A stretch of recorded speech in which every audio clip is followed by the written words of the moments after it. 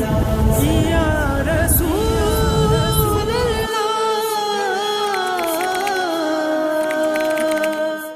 আসসালামু আলাইকুম ওয়া রাহমাতুল্লাহি ওয়া বারাকাতুহু। ওয়ালাইকুম আসসালাম ওয়া রাহমাতুল্লাহি ওয়া বারাকাতুহু।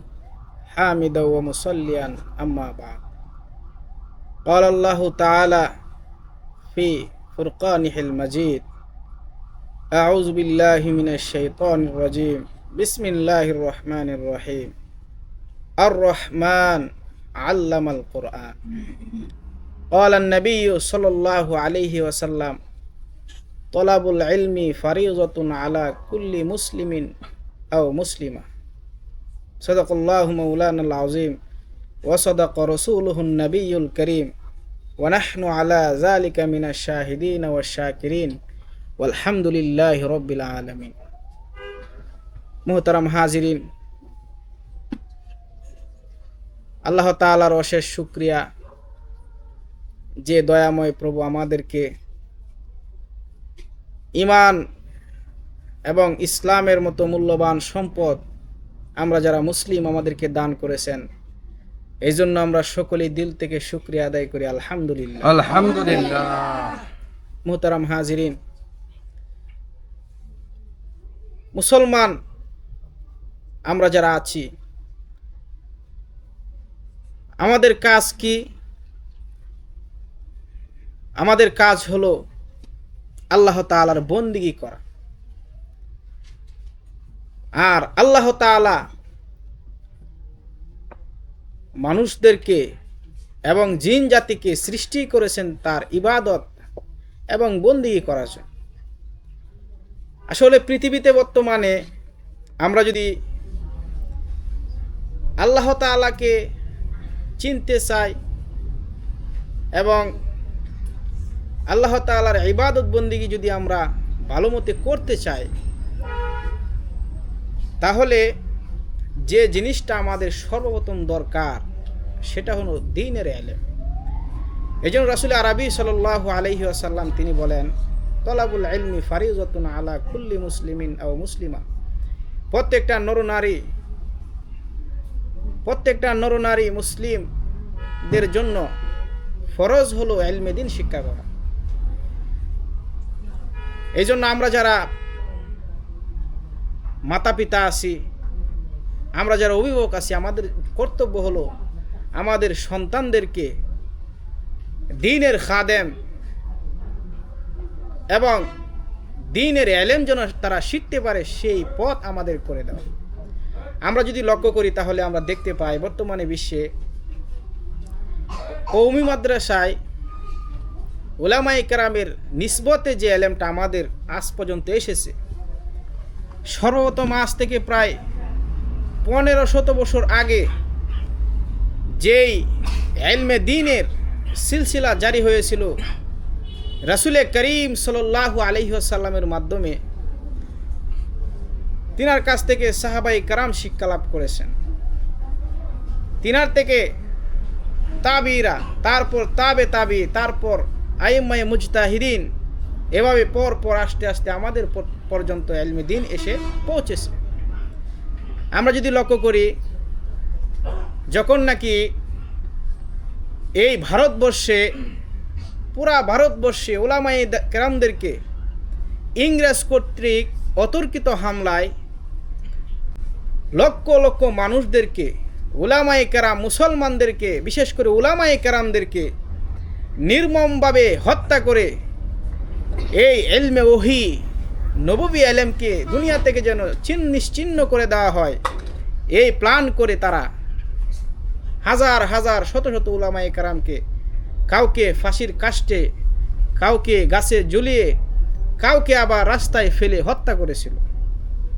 সর্বশেষ আল্লামা কাসেম নানুতুবি রহমতুল্লাহি আলাই, হাজী আমদাদুল্লাহ মুহাজির মক্কি রহমতুল্লাহি আলাই, মোল্লা মাহমুদ হুসাইন আহমদ মাদানী, তিনাদের মাধ্যমে উম্মুল মাদারিস, গোটা পৃথিবীতে যাকে মাদ্রাসার মা বলা হয়, দারুল উলুম দেওবন্দ, এই ইলমে দ্বীনকে টিকিয়ে রাখার জন্য এই ভারতবর্ষে দারুল উলুম দেওবন্দ মাদ্রাসা প্রতিষ্ঠিত হয় 1866 সনে।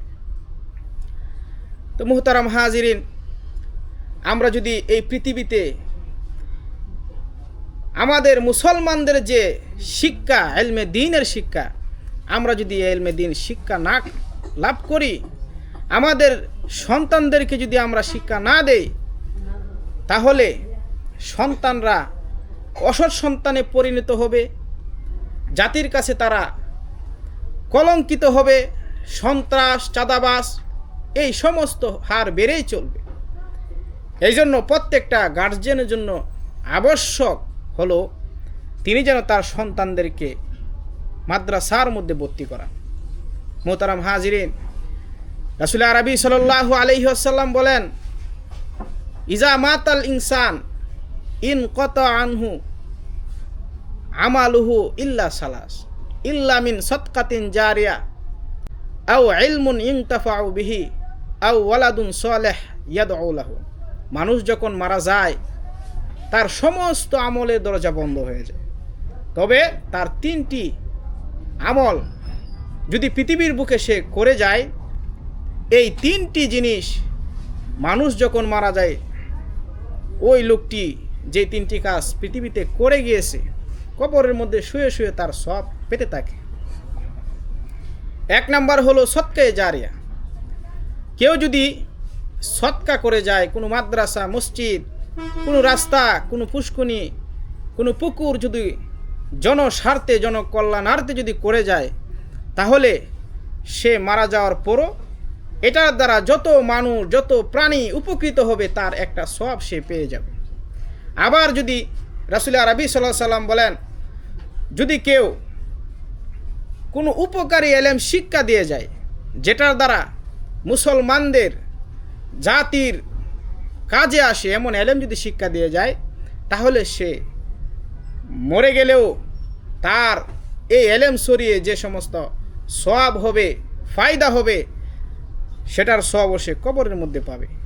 আর সবচেয়ে গুরুত্বপূর্ণ যেটা, সেটা হলো কোনো মানুষ যদি তার সন্তানকে দ্বীনের আলেম বানিয়ে যায়, ধর্মীয় আলেম শিক্ষা দিয়ে যায়, সন্তানরা যদি সৎ হয়, পিতামাতা যদি মৃত্যুবরণ করে, তার জন্য যদি দোয়া করে, 2টা হাত তুলে চোখের পানি ফেলে যদি দোয়া করে, আল্লাহ আমার পিতামাতাকে আপনি মাফ করে দেন, তাহলে সন্তান দোয়া করতে দেরি হয়, ওই পিতামাতাকে মাফ করতে দেরি হয়। এই জন্য আমরা যদি আজকে বিশ্বে লক্ষ্য করি যে আমি আমার সন্তানকে ভালো বানাবো, সন্তানকে ভালো বানানোর জায়গা যদি আমি খুঁজতে যাই, তাহলে আমাকে অবশ্যই আগে পরিবেশ দেখতে হবে, কোন জায়গায় দিলে আমার সন্তানটা ভালো সন্তান হবে। আমি নির্দ্বিধায় বলতে পারি, আজ পর্যন্ত কওমি মাদ্রাসা প্রায় বহু বছর এই পৃথিবীর বুকে প্রতিষ্ঠিত আছে।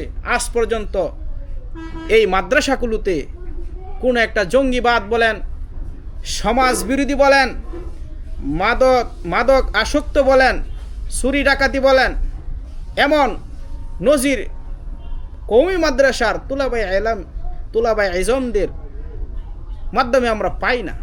কিন্তু আমরা যদি লক্ষ্য করি, এই শিক্ষা ছাড়া যদি আমরা জাতীয় যে শিক্ষা আছে ওটা শিখতে হবে, শিখতে পারবে, কিন্তু আগে ধর্মীয় ইলমের দরকার। এই ধর্মীয় ইলম এর শিক্ষাদানের জন্য আজকে প্রায় গোটা বিশ্বের মধ্যে, বাংলাদেশের আনাচে কানাচে, অলিতে গলিতে দ্বীনি মাদ্রাসা প্রতিষ্ঠিত হয়েছে। আমরা যদি চাই আমার সন্তানকে একজন ভালো, সৎ এবং আমার জন্য কবরের মধ্যে যাওয়ার পরও দোয়া করবে, আমি যদি বানাইতে চাই, তাহলে আমার জন্য কর্তব্য হলো, প্রিয় ভাই ও বোনেরা, আপনারা আপনার সন্তানকে দ্বীনি মাদ্রাসায় ভর্তি করেন।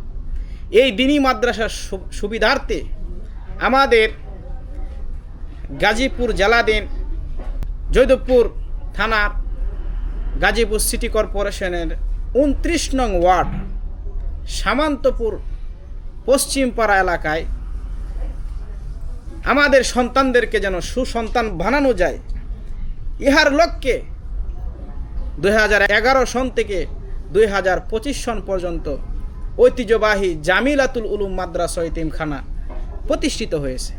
এই জন্য আমরা যারা সামান্তপুর পশ্চিমপাড়ার আশেপাশে আমরা যারা আছি, তারপরে জেলাধীন আমরা যারা আছি, ওয়ার্ড অনুযায়ী আমরা যারা আছি, আমরা যদি একটি আদর্শ মাদ্রাসা খুঁজি, তাহলে আমরা এই জামিলাতুল উলুম মাদ্রাসাকে আমরা বেছে নিতে পারি।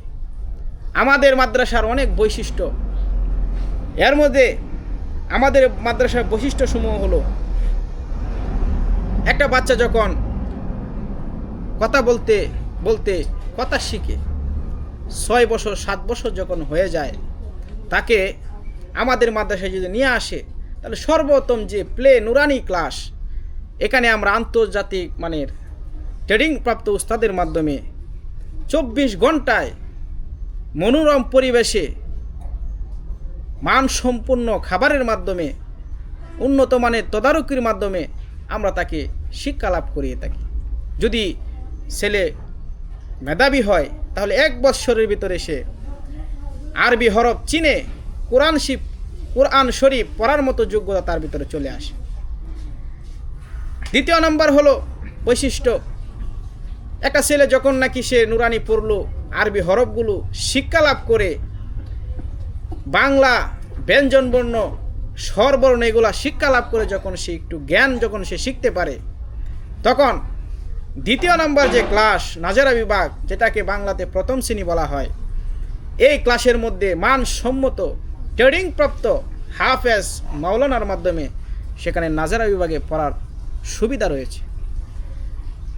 যখন নাজারা শেষ হয়ে যায়, আমাদের মাদ্রাসায় হুফাজ হেফজ সম্পূর্ণ করার জন্য আদর্শ মানের হেফজ বিভাগ চালু আছে। ট্রেনিং প্রাপ্ত হুফাজুল কোরআন বোর্ডের অধীনে আমাদের মাদ্রাসায় এখানে 24 ঘন্টা পড়ালেখা করা হয়।